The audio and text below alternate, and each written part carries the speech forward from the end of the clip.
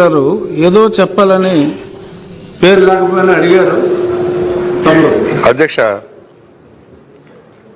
రాజ్యాంగం కల్పించిన హక్కు 18 సంవత్సరాలు నిండిన ప్రతి యువతి యువకులు ఓటు హక్కు సంపాదించడం, టైం ఎప్పటికప్పుడు ఇవాళ ఏదైతే ఆర్డినెన్స్ ద్వారా తెచ్చిన ఈ పంచాయతీ సవరణ బిల్లును సమర్థిస్తూనే కొన్ని సమస్యలు కూడా మీ దృష్టిలో తెస్తున్నారు సార్.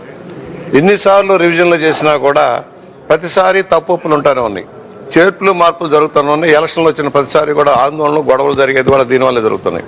ఇప్పుడు ముఖ్యంగా పట్టణ సబర్బన్ ప్రాంతాల్లో కొత్తగా డెవలప్మెంట్లు వస్తున్నాయి సార్, అపార్ట్మెంట్లు వస్తున్నాయి, కొత్త కొత్త లేఅవుట్లు వస్తున్నాయి.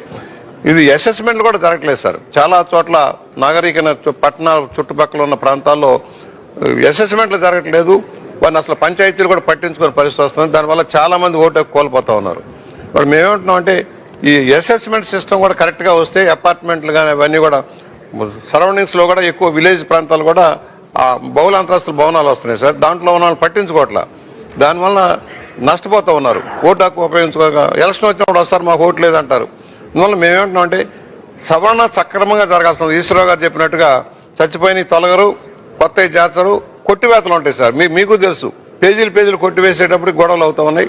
ఇన్నేళ్ళ తర్వాత కూడా సవరణ ఈ మధ్య కేంద్ర ప్రభుత్వం తీసుకొచ్చిన వెరిఫికేషన్ కూడా త్వరగా కంప్లీట్ అయిపోతే ఒకే చోట ఒకే ఓటు హక్కు ఉండేలాగా చేయాల్సిన అవసరం ఉంది. 2-3 చోట్ల రావడం అది కరెక్ట్ కాకుండా ఇతర ప్రాంతాల్లో ఉన్న వాళ్ళు కూడా జాయిన్ అయ్యి, ఎందుకంటే చాలా మంది ఉద్యోగం కోసం ఉపాధి కోసం బయటకు వెళ్తూ ఉంటారు, వాళ్ళందరూ కూడా ఓటు హక్కు వచ్చేలాగా చూడాల్సిన అవసరం ఉందని సవినయంగా మనం చేస్తాం సార్. ఏమన్నా సమాధానం ఏమన్నా చెప్తారా? మనం పాసింగ్కి వెళ్దాం.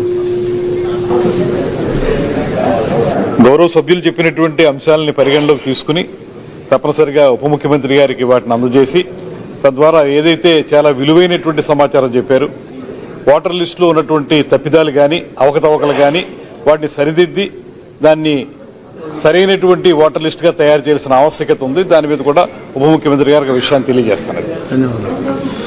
ఇప్పుడు విషయం ఆంధ్రప్రదేశ్ పంచాయతీరాజ్ సవరణ బిల్లు 2026ను పరిగణలోనికి తీసుకోవటం. ఈ ప్రతిపాదనకు సుముఖంగా ఉన్నవారు అవును అనండి, వ్యతిరేకంగా ఉన్నవారు కాదు అనండి. కాదన్నవారు ఎవరూ లేరు, అవునన్నారు, అందరూ అవునన్నారు. కావున ప్రతిపాదన ఆమోదించటమైనది, బిల్లు పరిగణలోనికి తీసుకోబడింది. ఇప్పుడు క్లాజులపై ఓటింగ్. 2 మరియు 3 క్లాజులు. మొదటి క్లాజు ఎనాక్టింగ్ ఫార్ములా లాంగ్ టైటిల్కు ఎలాంటి సవరణలు లేవు, అవి సభా సమక్షంలో ఉన్నాయి. ఇప్పుడు విషయం 2 మరియు 3 క్లాజులు